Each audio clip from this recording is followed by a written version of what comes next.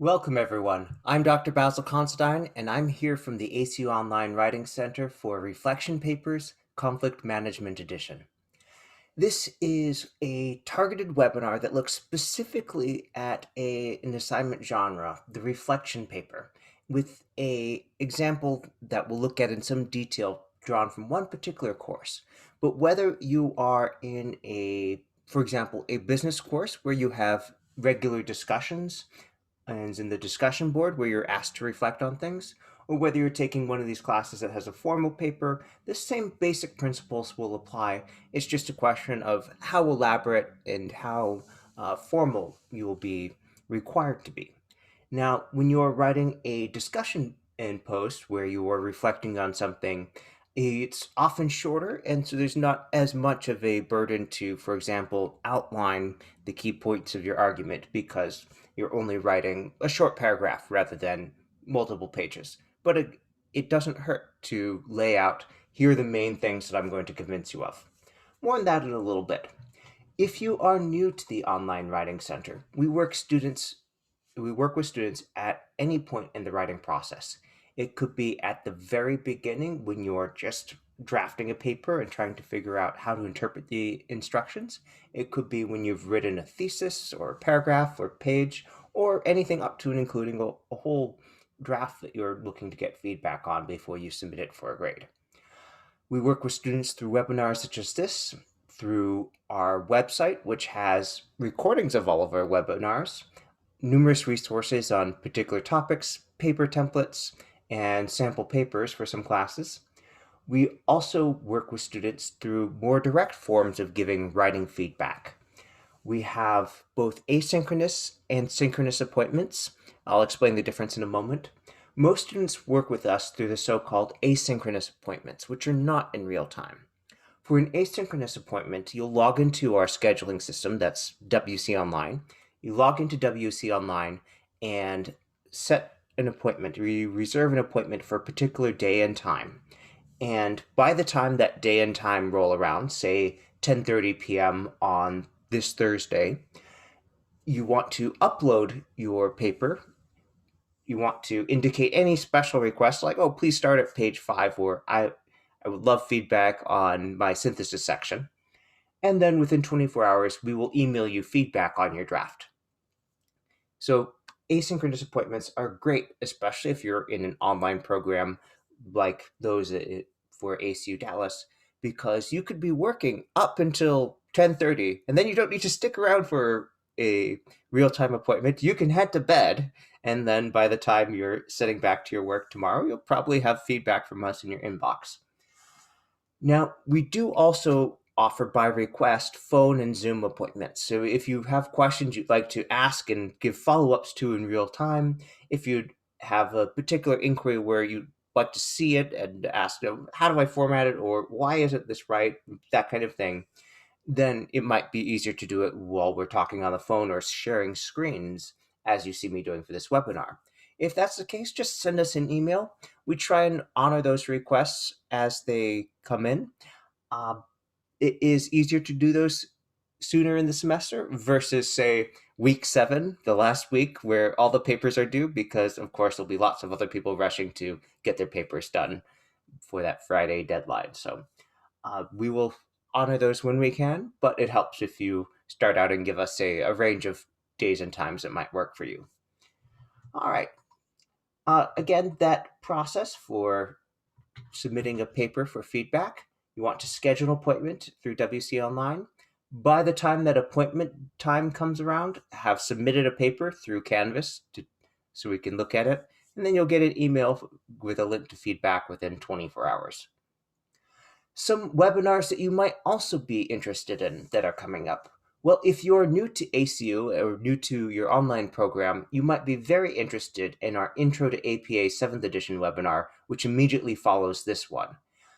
We have all of our classes just about in ACU Online, the only exception being our seminary programs in theology.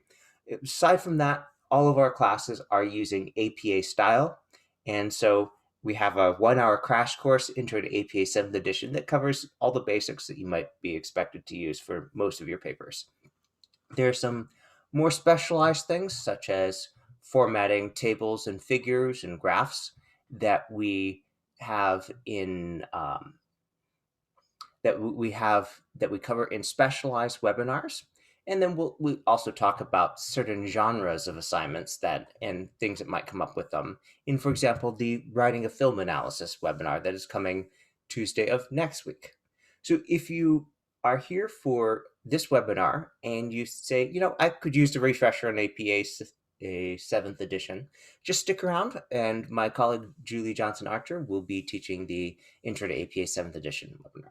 Coming up on Thursday, we have one of our live webinars. This is an opportunity to be a fly on the wall and see how an editor and how a faculty reading your paper responds. If there's something that's unclear, explaining why, potential ways to address that. Basically, you can watch as someone goes through your dissertation or doctoral study related project with a fine-tooth comb, talking about how it communicates and how to make it communicate more clearly, including the formatting, but a lot about the clarity of the ideas and making it flow really well. All right, we have many more webinars coming up, but those are a few that I think you might be interested in. And if you are, say, in our CONR program, I strongly recommend coming for that writing a film analysis webinar where we delve into a core assignment that is done several times. If you have just joined us, don't worry, you haven't missed the main core of the presentation. We're going to be starting that in just a moment, but please introduce yourself in the chat room. Let us know who you are, what program you're in, how far you are in the program, and where you're joining us from geographically. Here are some resources that you'll hear me referring to. We have the APA course paper template that I'll be showing later on. You can download that from our website. That does much of the formatting for you and saves a lot of time and helps everything look a little bit more professional. We have a YouTube channel where we upload our videos. The complete archive is on the Writing Center website, but we are adding a growing portion of those to our YouTube channel for ease of use and consumption. If, say, you want to browse a video on your lunch break, the YouTube channel is an easy way to go there. And we also have a blog that we're adding a growing number of posts to on specific topics. All right, here are our main objectives for today. First, we're going to discuss and to understand the purpose of reflection papers. Then we'll delve specifically into CONR 604's Week 1 assignment for writing a reflection paper. And we'll finish with looking at some best practices for outlining and how to apply that for doing this particular assignment. I encourage questions as we go along. I am happy to answer any that come up. I might finish my slide if I'm in the middle of something, but type it away in the chat room. You can also send it to me as a direct message if it's a question that you don't want to ask publicly, but would still like to know the answer to. With no further ado, let's talk about reflection papers. So what is a reflection paper? Well, it's a genre of writing that describes your personal responses in some shape or form to selected material. That material could be one or more films, it could be some assigned reading, it could be an experience you have, your beliefs, or even a profession. And this is something that comes up in different forms in different assignments. So if I recall correctly, we have someone with us today who is enrolled in our MBA program at ACU. And in that program, there are multiple discussions that happen in the class where you are asked to reflect on various things that have been read or learned about. And that is something where you are able to and required to give something of a personal reflection.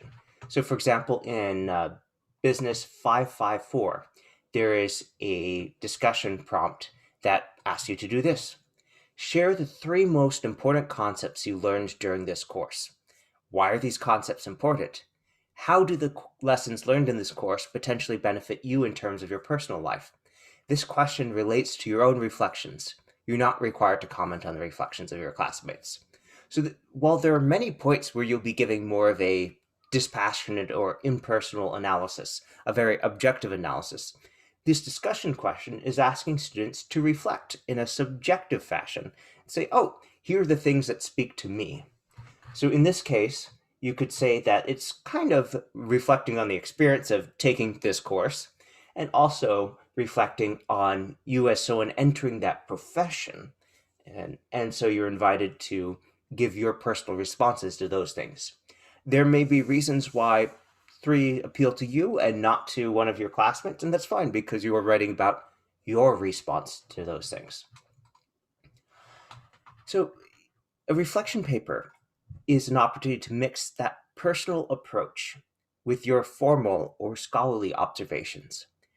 And because you're talking about your personal approach and responses, you can use and are encouraged to use I and my statements. Like the strongest areas or the most resonant areas to me were blah, blah, and blah, because I felt X, or because in my own experience, these have been Y, whatever those things are. So, and that is something where if perhaps you went to school for undergrad a while ago, you may have learned APA 5th edition that did not allow students to use I and my statements.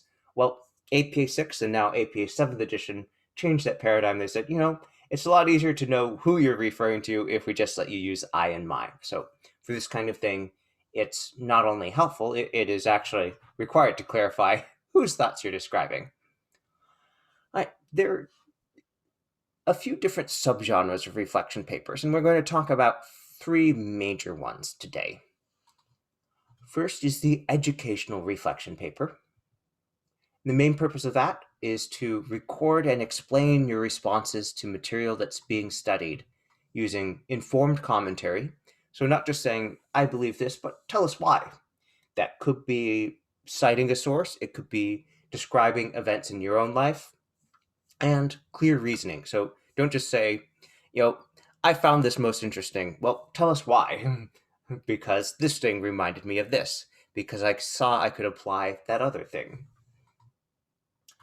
Now, film reviews are often following the format of an educational reflection paper.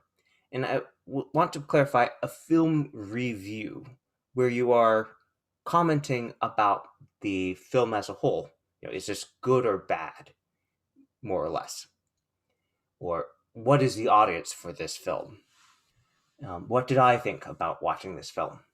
There are other assignments that involve films, including several in the CONR program. We'll talk about those in a moment. But the educational reflection paper, we're recording and explaining responses to some sort of material that is being studied.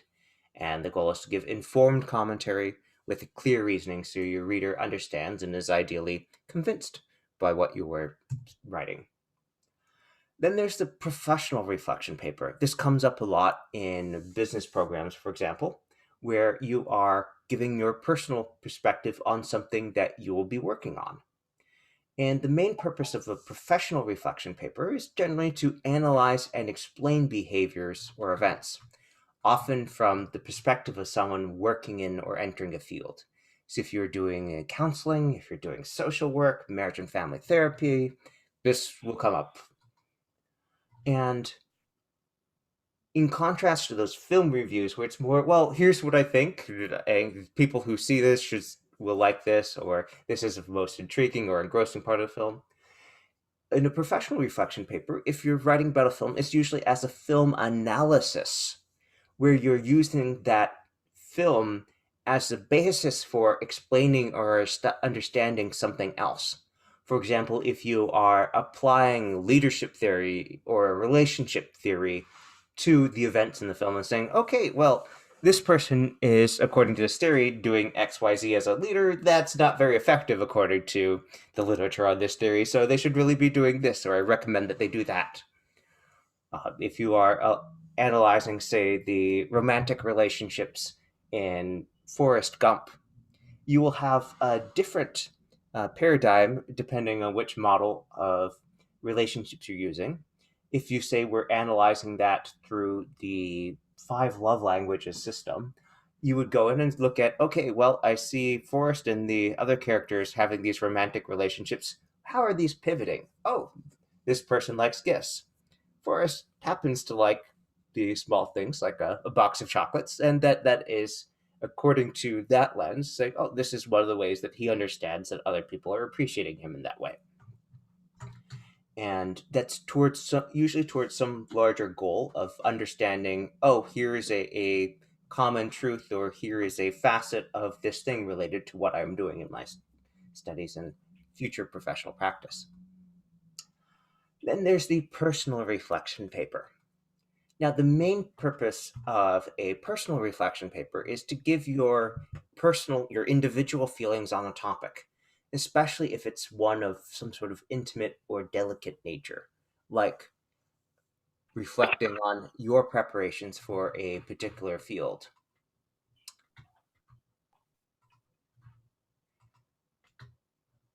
Just a moment.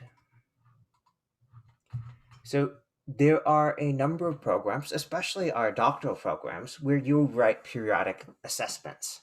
Many of our professional masters will ask you to do this at the start of the program and at the end of the program, where you're reflecting on, okay, well, here's how we prepared, or here how have I responded to the things I've learned, or the need to change my study habits, or how this internship has changed my perspective on something. And the focus is on you and how you've grown, or how you've been prepared, or are planning to change. So let's look at CONR 604, since we're going to be looking at one of those assignments anyway. This particular course happens to specify 3 different reflection papers. There's one that this is the week 1 assignment that we're going to be focusing on, where it just is titled reflection paper, and that I would call this an educational reflection on 2 main things: on your results from taking the personal conflict style inventory, and responding also to your personal definition of conflict, which is something that you are writing for a separate assignment. And this is where you go in and you interpret and say, well, based on this, I think X about myself, or it looks like I want to work on this, or understand this is one of my strengths. Coming up later on in Module 5, there is another reflection paper on mediation and the Christian. And what is this one? Well, it is a professional reflection on the practice of mediation and how you might apply Christian teachings and personal activities. Now, we don't require in this program that you profess a particular Christian faith. So you might be looking at this and saying, well, okay, this isn't me, but this is how I understand clients who do come from these backgrounds might appreciate my speaking this way or following these guidelines, or here's some general ethical principles that I pull out of it. On the other hand, you might have a much more personal alignment with Christian teachings and profess those, and then you take that angle as well. So this is a professional reflection because the goal is conflict mediation, whether that's in a relationship or in a business setting, and how those might be guided by combination of your understanding of Christian teachings and your personal experiences and activities. Now, the final assignment hits the 3rd major genre of reflection papers that we talked about, and that is the personal reflection on some content that we've encountered in the course. And it's even called synthesis and personal reflection. So at some level, you should be describing experiences and through your reflections, creating this new meaning. Well, these things happened, and here's what I believe, and I've studied this thing in the course, and all these things lead me to believe that I am this, or I should be doing this. It's essentially a personal reflection on all these things you've encountered in the course and how you believe they will impact, one way or another, your work that you'll be doing in this field. Before we move into the assignment specifics, let's talk about some of the general characteristics that help make a strong reflection paper. First and foremost, a clear sense of organization. Organization comes not just from giving us a clear thesis statement for the paper, but also outline, so we know what the major sections, the major content of your paper will be in the order that that you actually discuss these things.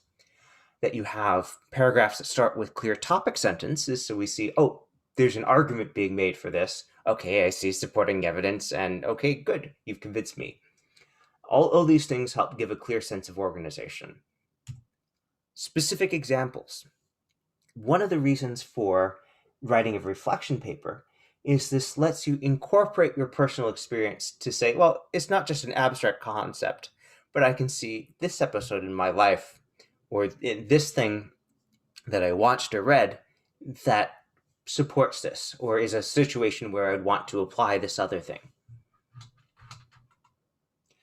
It also should have a balance of objective assessment where you're giving citations, as according to so and so, this, or in the film, this thing happens. And also your subjective assessment where you want to explain your reasoning. This resonated with me because of X. I dislike or I do not use this thing because of this experience that I had. And it's that balance of both that makes it a reflection paper. You also want to connect the whole discussion back to the overall purpose of the paper. And remember, when we're talking about these different genres here, we want to make sure that you understand that there's a larger purpose here. The educational reflection paper, we are explaining our responses to the material. The professional reflection paper, we're applying it to the field and practice. And then that personal one, it's some sort of understanding of, oh, this thing about myself that is relevant to something you're looking to do. So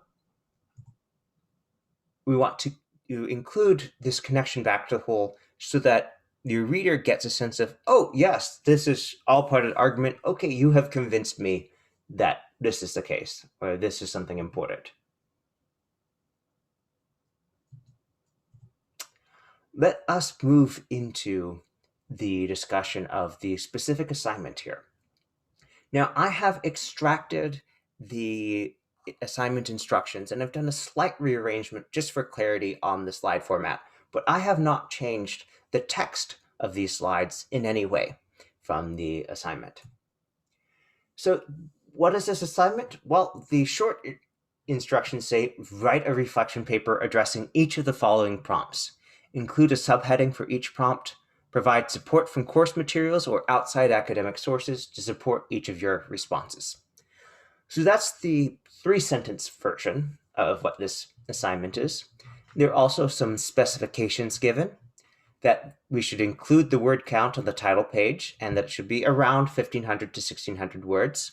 What is that? That's going to be around 6 to 6.5 pages of double-spaced content. This is not counting the title page and not counting the references, just the main body of your paper. That you're supposed to include a APA-style heading for each prompt. And you're not supposed to use any direct quotations. You can paraphrase and cite, and of course include references for those things. Should be double-spaced, as should all your assignments in APA style, and use 12-point Times New Roman font. Well, a lot of that will be done for you if you just use our course paper template, so we'll look at that in a little bit. All right, so with this general understanding and with those specifications in mind, let's go look at those specific prompts that are given. And remember, there should be a heading in your paper for each of those prompts. All right, first, introduction.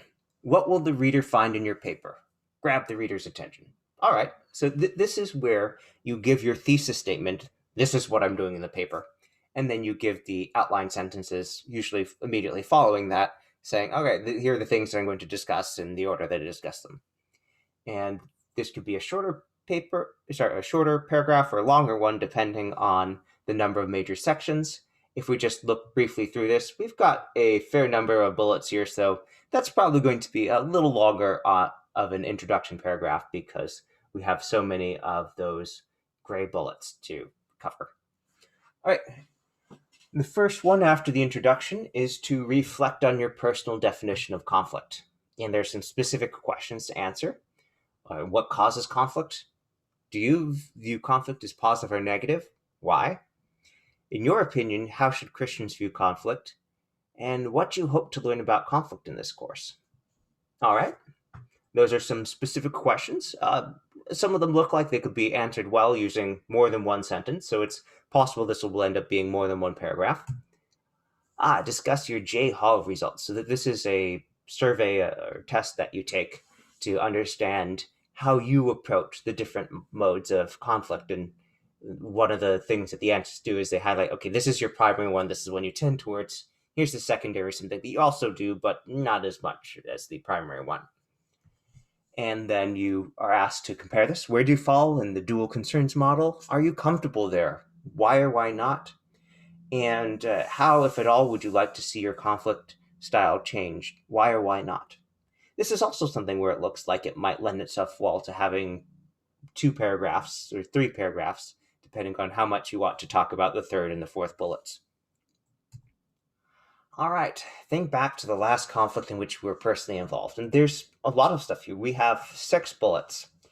And I would say in this case that this lends itself to a certain way of logically delineating this. And what do I mean by that? By that, I mean that there are certain things that if you go ahead and do those, that you will find that there is a logical way to break up this discussion. Because we've got the event, your conflict mode and style and how those were used there, the first 3 bullets. And then there's the reflection, well, here's what other people did. So you could take those first 2 questions and part of the third and make that 1 paragraph, and take the, okay, well, was it effective or not, and what style did the other paper use, and make that another paragraph. And then finish with the discussion of, well, what was the result of the conflict? How did it end up? Which may include what you might do differently. And in fact, the what would you do differently is another major bullet here. So one of the reasons to do the outline is that you'll find things that it tells you, oh, discuss this in this specific place. And it tells you, don't give us a whole paragraph in another section when we're going to have this coming up in its own section.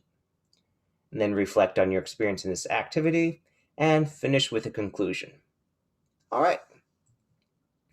Now, there is a very detailed assignment rubric.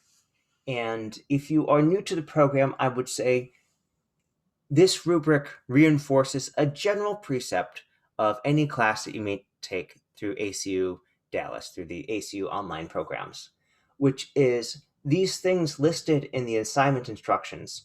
These are not suggestions. These are requirements. These are things you're being told, write about this. Some undergrad courses might be a little bit more loose in saying, well, here are some areas you might discuss. In general, our online classes say this is what you must discuss to get full credit. And the assignment rubric, which assigns papers to all these items listed in the assignment instructions, this bears it up.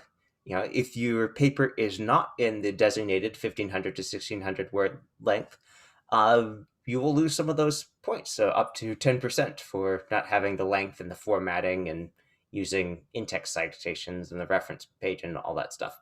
So you could lose up to 10% of your credit for not getting those things as specified. So treat this with some seriousness. This is a checklist of things where your instructor is saying, do these, and that helps them look through like, okay, they got this, they got this, they got this, they got this. Now, if you look closely at this rubric, it actually mirrors the order that these are laid out in the assignment instructions. And I would say that is a strong hint to make life easy for your professor. Write these things in the order given in the assignment instructions and in the rubric. So that way, when they're grading your paper, it's, oh, there's their introduction, check. Personal definition of conflict, okay, that makes sense, check. They're giving their J Hall results and discussing them, check. And if you do that, it makes it very easy to get all your credit, because not only have you been writing for that, but it's very clear to your professor that you've been meeting the exact specifications. All right, we're now going to move into a more general approach to outlining before we come back to the specific assignment. So If you have any questions about the assignment itself and the instructions, now is a great time to ask them, but again, I encourage questions throughout. So, some best practices for outlining. Don't reinvent the wheel. You've got a lot to do. Many students in our online program are working full time and studying, and you don't have to come up with a whole new way of outlining. You have the assignment instructions to use as a guide. It's even broken down into those major bullets for the areas that you need to add headings. That's the instructor telling you, here's how you should organize it, so we can reuse that for the outline. You also don't want to write more than you need. We know this is supposed to come up to around 6 to 6.5 pages in length. And so while we're outlining, we want to guesstimate the approximate length of each section. Some will be a little bit shorter than others. The introduction is probably going to be one paragraph, half a page maximum. But some of those other ones, there's a lot of sub-bullets, so naturally we'd expect those to be a longer discussion. So we'll keep track of that in the outline. Take note of needed sources. So if there's something you need to get or something you're supposed to get from the reading, write that down so you know what you need to be looking for. And then as you do that reading, you can say, oh, this would be helpful for reflecting on that thing. And so you can go ahead and copy that citation and reference into your outline. You want to expand your outline as you go, so don't just draw out the major sections, but also expand that so we're breaking down, okay, a paragraph on this, a paragraph on that.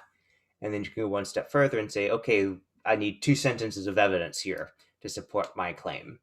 And I'm going to analyze this and synthesize it, for example. And now we are going to move to the hands-on portion. So I'm going to download a copy of the APA course paper template. There's a quick direct link to grab this for your convenience. I'm going to go ahead and copy and paste that into the chat room. And I encourage you to follow along as we go, which is to say, if you want to be opening up this class in your own web browser and to be copy and pasting the instructions as you see me do it and putting in your own sub-bullets and such, you are welcome and encouraged to do that. Because again, no need to reinvent the wheel. If you're writing this paper, I'm recommending that you do these steps anyway. So just a moment as I go ahead and grab that URL for you. There we go, it's in the chat room.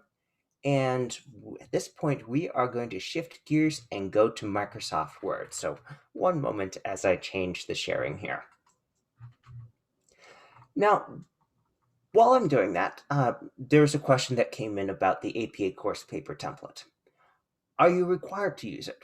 No. If you really want to do all of the setup and formatting on your own, you can. We just recommend that you not do that because that's extra work that you are not required to do. We've done a lot of the setup for you already. And also because it's possible that there might be some mistakes or oversights that happen when you are recreating the wheel here. So let me go ahead and share the web browser now and let me talk to you about some of these.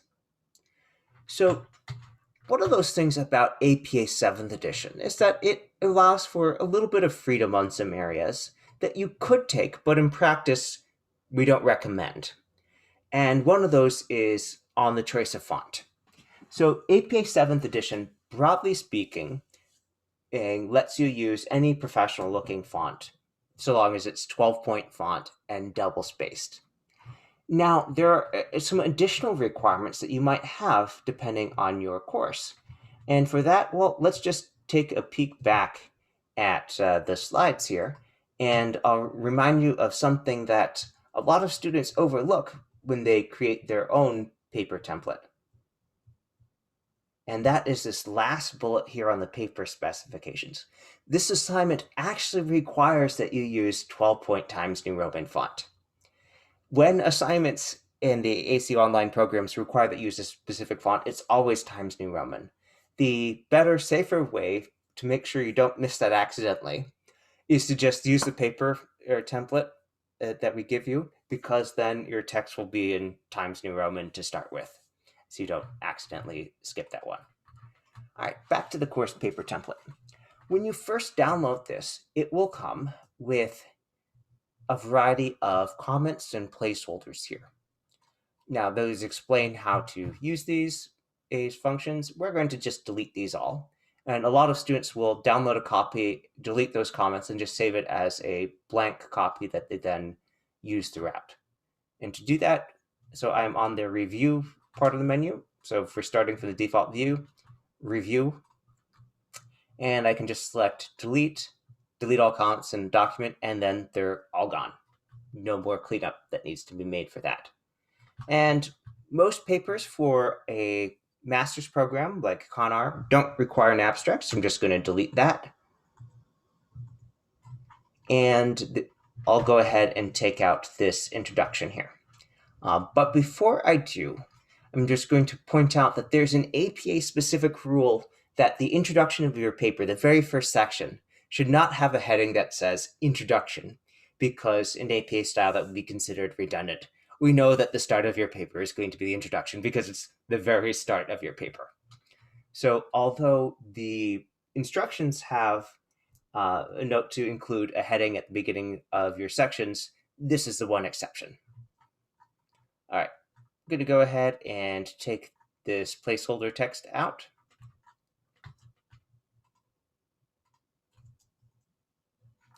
And I'll even go ahead and take out the references here. All right, now if we look at the paper specs, there is a non-APA standard requirement. That is something that's not specified as you must do this in APA style. The assignment also requires that you include a word count. So I'm just going to add this here. And to make sure I don't forget to put this later, I'm going to go ahead and use the highlighter tool and mark that in fluorescent yellow. So if I'm looking through my paper in preparation of submitting it, I won't miss that there's something I need to do because it stands out in this obnoxious radioactive yellow color. All right, so I'll go ahead and start filling in the details here. So the paper here, well, you could just call this reflection paper, and that would not be inaccurate. It's not an exciting title, but APA style emphasizes accuracy and precision more. So if you just call this reflection paper, that's not a problem. It's informative, and it tells you exactly what's going on.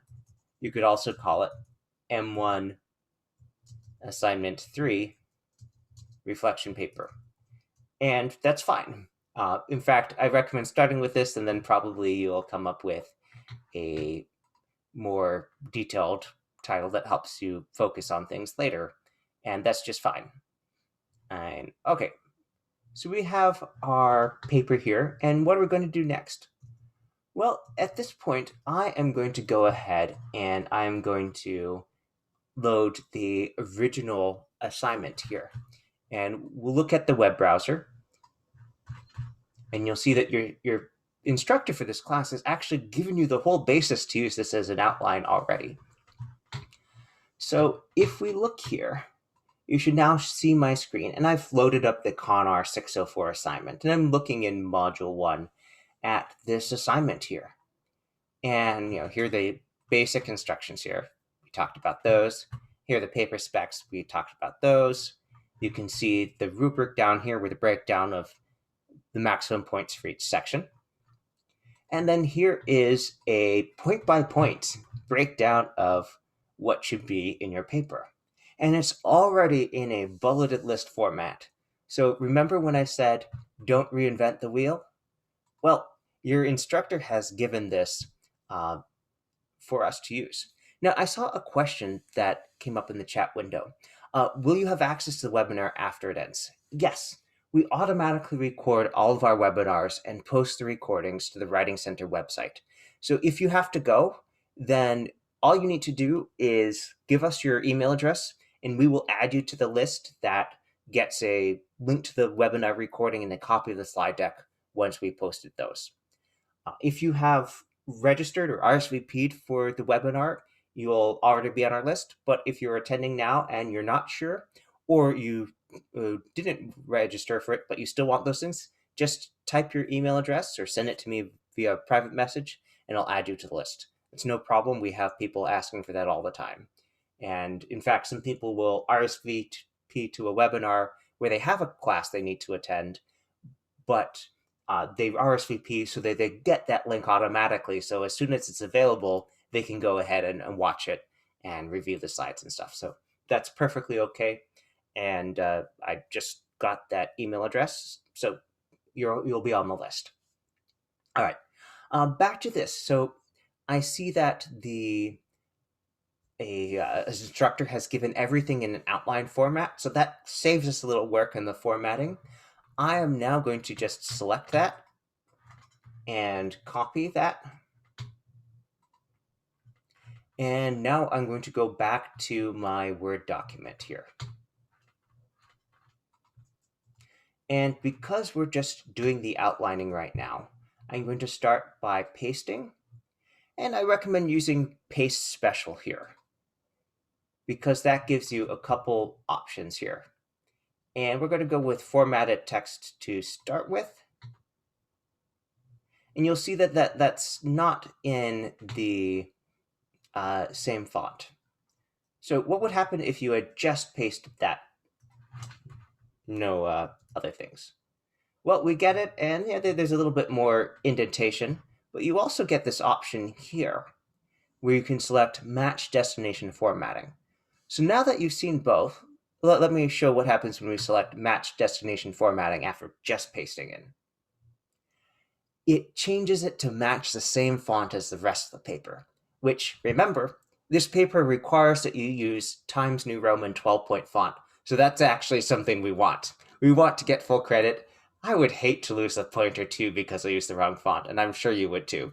So this, using the paste and then matching the destination formatting, that just helps ensure that we stay within the formatting, because this, as you can see, is Times New Roman 12-point, and that's exactly what we want. So based on the instruction that we should have a subheading for each of the prompts, and that means those ones with the solid bullets here, not the sub things here. I'm going to go in and I'm just going to add those so I don't forget. So what am I going to do? Well, except for the introduction, which is the exception, I'm just going to write a heading that matches that instruction here. So I'm going to type in personal definition of conflict. And in APA style, APA 7th edition, your headings will always use title case, which is why I've capitalized it this way. And then if you look here, if we go to the styles pane, this will pop out a menu on the right-hand side, and that will show different rules or styles that we can select that will make this look and function like a heading in APA 7. And that's another reason to use the template, because we've written these style rules for you. So just hit APA level 2, and ta-da, it now looks bolded. And I'll go ahead and do this for the other ones as well. All right, and this time I'm just going to type in J Hall results. Select that, and then I'm going to do APA level 2. And you see that automatically moves to the left. All right, now that I've shown you that, I'm going to tell you why you want to do something slightly different. Because it's a very common error for students to say, oh, well, the title of the paper, that looks like an APA level 1 heading. It's centered. Well, if you're doing a course paper, and I'm going to make a specific exception for certain things for dissertation and doctoral study students working on chapters of the books that they write, the dissertation and doctoral study, accepting that you don't want to treat the title of the paper as an APA level 1 heading. The title just happens to be centered and bolded and at the top of the paper. The first level heading that you should use in your paper should be the top level one here on this list, AP level 1. So that will look like this. personal definition of conflict, J-Hall results. If we were putting in another level of heading, which I wouldn't use for this assignment, but if you were putting in another level of heading, then you would use the AP level 2 for that subheading, and then it would be bolded, title case, and flush left, aligned with the left-hand page margin here. Now, why wouldn't you use an APA level 2 heading here for these sub-bullets here?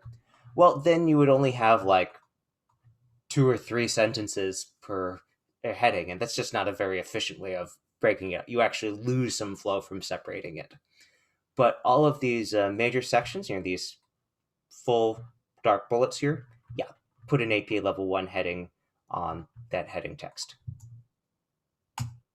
So in this case, there's just asking to describe an example conflict. So I'll go ahead, and that'll again be an APA level 1 heading because we're doing the highest level here. These are the highest level divisions we're doing within the paper.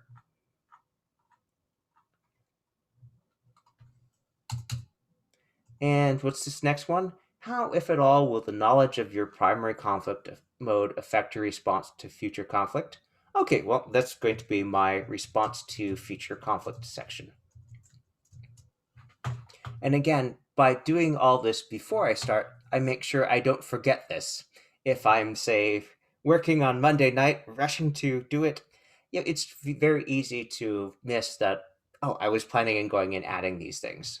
Especially because, again, the headings do not and probably should not be poetic. In APA style, we need to communicate clearly first and foremost. So while response to future conflict may not scream, this is elegant and heading, it does the job, and that's all we need. You will get full credit with a heading that says just response to future conflict because it's accurate and it meets the list of things we need to do.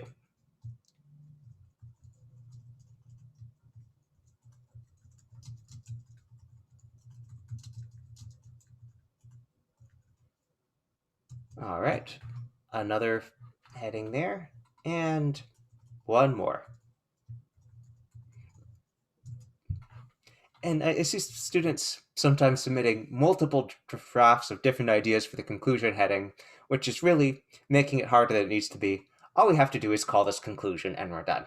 You see a heading that says conclusion and you know exactly what that means as a reader. All right, so remember, this is going to be around 6.5 pages, that 1,500 to 1,600 words. So let's count through these sections. We have 1, 2, 3, 4, 5, 6, 7. So if we were to average that, we know that there's going to be something a little bit less than 1 page on average per thing. Now, the conclusion is probably going to be shorter. It's usually 1 paragraph, occasionally 2, but usually just 1 for a paper of this length. And that personal definition of conflict, hold on, we'll get to that. The introduction here is probably going to be 1 paragraph as well to introduce the thesis. You're going to be writing about this and then list all these sections. So that's probably just going to be 1 paragraph here. And then if we look at these, and then, this is probably going to give us the half in the 6.5, maybe a little bit more, but not that much more, not a whole page. Then we've got around 5.5 pages for these other ones, 1, 2, 3, 4, 5. So each of these is going to be somewhere approaching a page. So that's going to be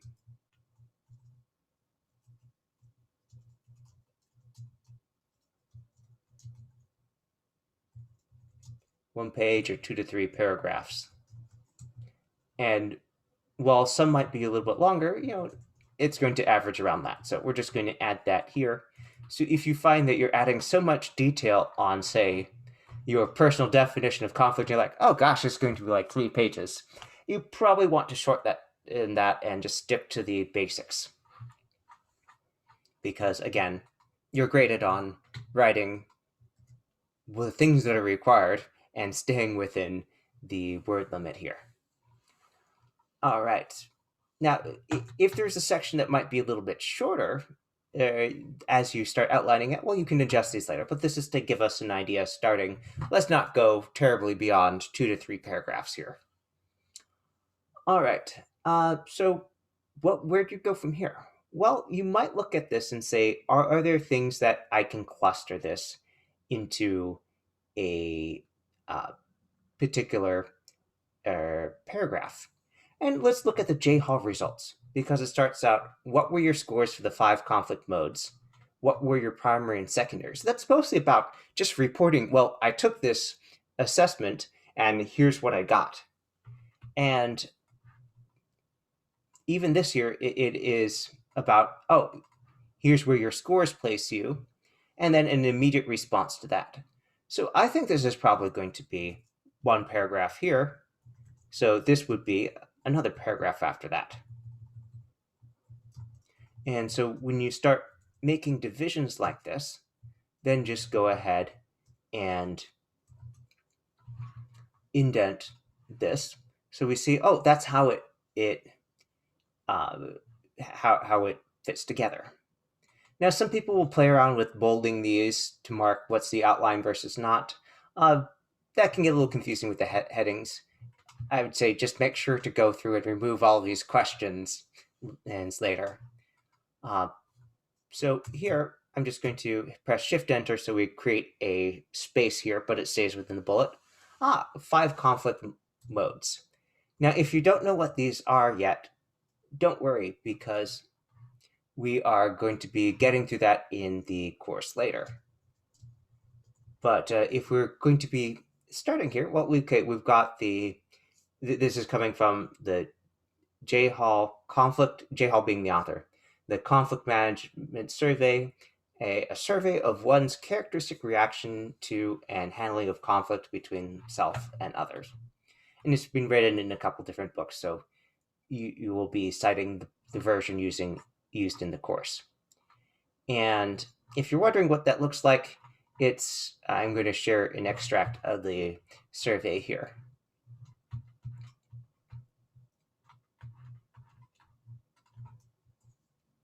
So you see that it gives you a situation, and then you rank the ones that you feel strongly to, with allocating 10 points.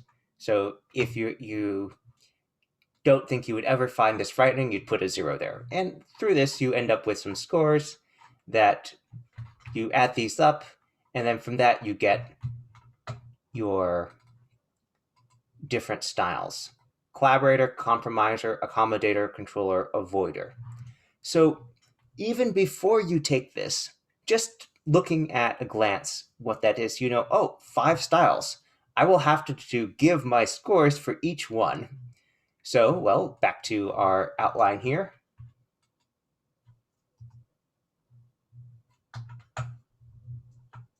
You know that you're going to have to fill in those different details. So let's go ahead and add them here. And whether that ends up being probably a sentence for each is a little bit excessive, because then each sentence would say, my score for this was blah, period. And that's perhaps more more repetition than is helpful to have. So, well, look, how would you break that down? Well, I'll show you in a moment. So we've got those 5 styles there. And I'm just going to list them here in the order that they were in the sample test we're looking at. Now, you can organize them in any order. I recommend going with just start with your highest scores at each, because that's a nice logical order that makes sense to people. Why did you give that? Oh, because this is your most prevalent, your primary conflict mode. And so just start before you even write anything, put in your scores here. And, let's say I'm going to give myself, we should have a total of 50 points, I believe. No, sorry, we have 12 situations and 10 points each, so going to be 120. All right, so I'm going to give myself 60 points here, 40 there, 15 here, 5, and 0.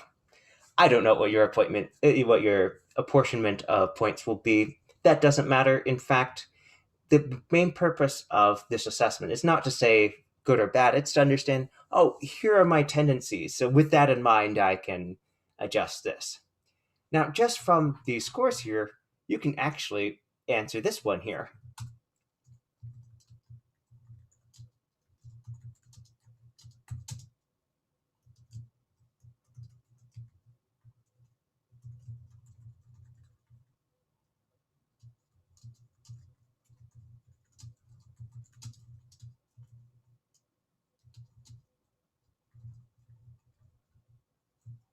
And because these are specific modes, they're proper nouns, so we want to capitalize them as proper nouns. Now, would you just list this? Well, you could, but it's also because you need to have 2 to 3 paragraphs, around a page for your discussion of results. Well, this is a natural point to put in some commentary. In this case, vast majority of my points went into those two categories.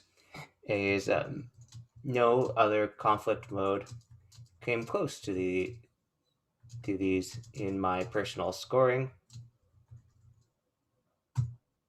and then probably talks about how I avoid being controlling or avoiding, or whatever your other results may be. So you can expand on this.